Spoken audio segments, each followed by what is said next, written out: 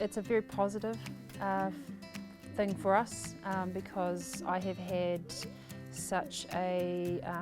I feel invested myself personally, and now that I can pass it on to our tamariki to also have that investment, but from an early stage too, because I was 2016, so it was when I was late 20s, sorry, so now that they've been invested since they were born,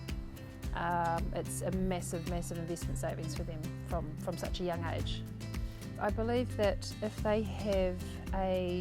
less of a financial pressure at an age where they can make decisions on if they want to study 2 degrees or if they want to buy a house at an early age, they have that nest egg there that's been building away slowly over the years since the ages of what they are now, 3 and 6. So it's, to me, I feel like we have invested in them early so that they don't have to, go out and work a lot of jobs, because obviously by the time they buy a home, who's to know what the market's going to be like, who's to know what interest rates are going to be like, and if they have that nest egg there,